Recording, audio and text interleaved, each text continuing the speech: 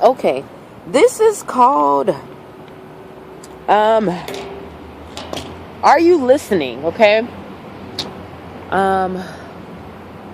Okay, as I was going home. I'm always getting something. I'm always trying to get myself closely, like getting closer to God, trying to hear what He has instructed me every single day.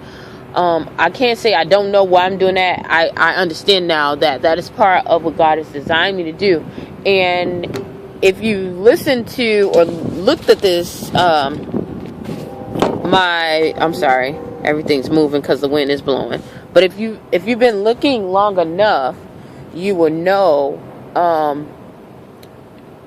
what my goal is and how big it is to me and how important it is to me. And that's why I talk about the alignment. I started noticing after I would get out of certain situations or things like that, I would see something that would come up and it would look similar to what I've been through.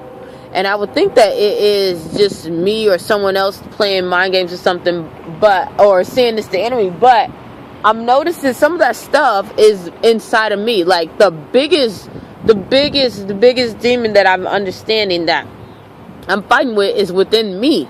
You know, the things that are within me. Not just spiritual wickedness in high places, but generational curses that I've placed on myself or other people have placed on me involuntarily. You know, based things of how I think about the world, how I think about, you know, certain things, you know.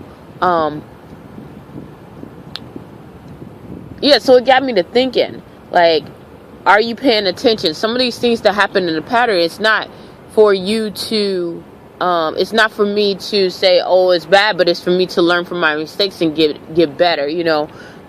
These things will I'm sorry, it is so much freaking like pollen and stuff in the air. It's crazy. I have allergies. And I've noticed that I've gotten rid of the allergies a lot when I stopped eating things. But all of a sudden I went back to binge eating like crazy. I haven't had that in years. So I know it's some kind of breakthrough that I'm going back to. But something is making me retreat.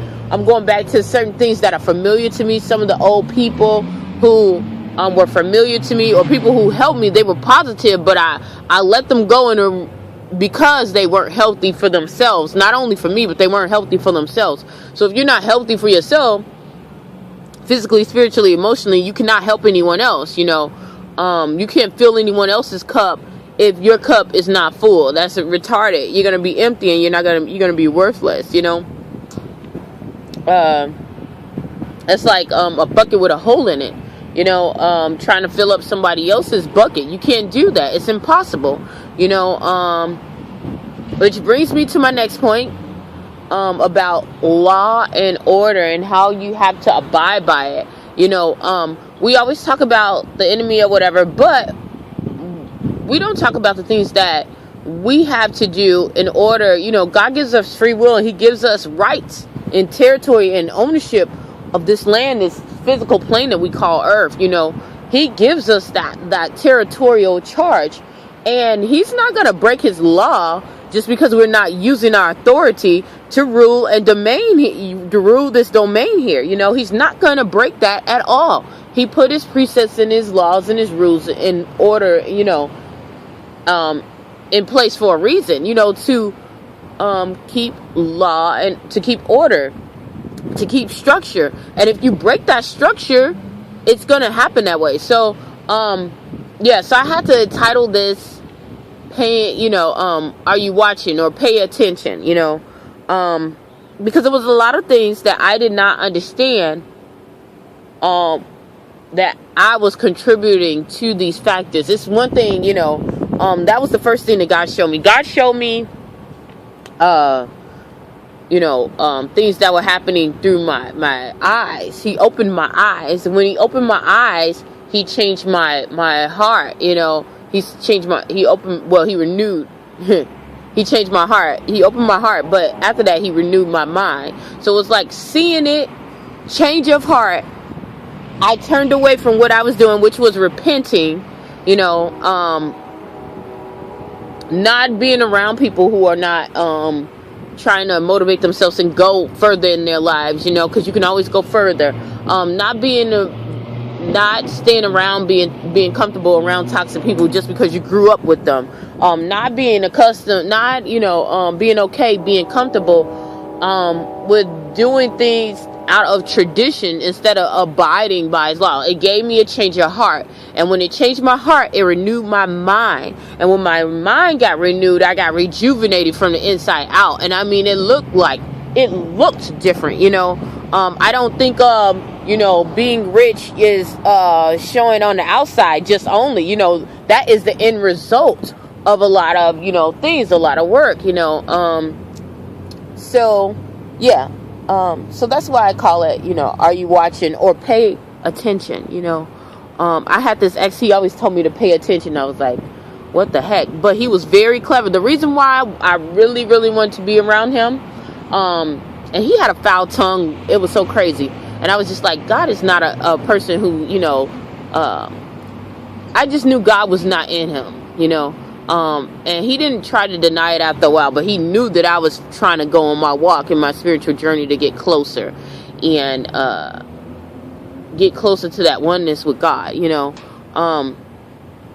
but he had a very unruly tongue.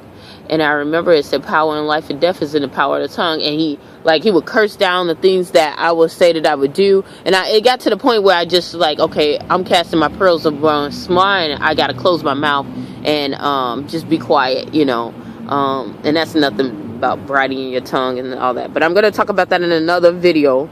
But yeah, pay attention. The things that you are going on, it is a habit. Everything, we live in a paradigm of patterns, okay? This order, I don't understand why people try to think about chaos. It is not about chaos. People who deal with chaos end up with chaotic situations,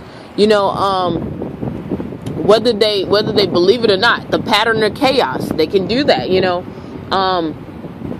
but you want to go in a pattern of structure and order, and chaos leads to confusion. So yeah, so just pay attention. Another thing about this is that a lot of laws have been passed and changed, and people are talking about that. And I was like, I really don't want to get into that whole politics, because I think some people forget. They think about politics about Democrat, Republican, or their political party, socialist, nationalism, racism. They get into all these little facets that divide everyone. And I'm not saying not look at those things, because those are things that have been here. Those are things that we do have to discuss. However, these things have been here since the beginning of time. I'm just saying that we need to look at it as a whole front. And I'm gonna let it sit there. The wind is blowing it. I'm gonna let it sit there. We need to look at it as a whole, not as a part, of our ecosystem. God wants us to renew our minds, change our hearts, and get renewed by our minds. Get convicted about what his laws and his precepts are, yeah, so, and now it's coming to a point where, not only that, it's coming to a point where you can see it's going to a straight divide. We always had, like I said, divisions of, about, race and economic status and all those other things, abortions, all that other stuff. We always had it. Since the beginning of time. But now you can clearly see and it's always been people who I guess people consider good or bad or just and unjust on both sides. But now it's coming to that divide where you can clearly see who is what and what is in the zoo. That's what my grandmother used to say. Who is what and what in the zoo? But a lot of older people say that.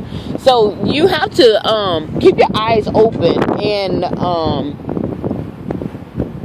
and watch and pay attention, because it makes all of the difference. Yeah, I'm gonna leave here. It's kind of weird. Hopefully something I said and done will help you on your journey. Stay tuned to Journey to Jerusalem. Thank you.